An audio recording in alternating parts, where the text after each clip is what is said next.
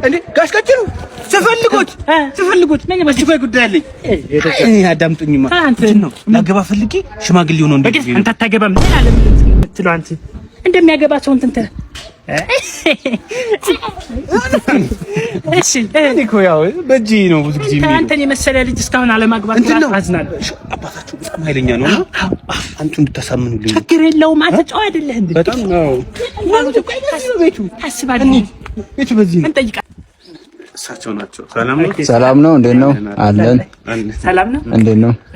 ያው የመጣ ነው እንግዲህ ልጃችሁን ሄሎ ገብቷል ኮንቲነሩ።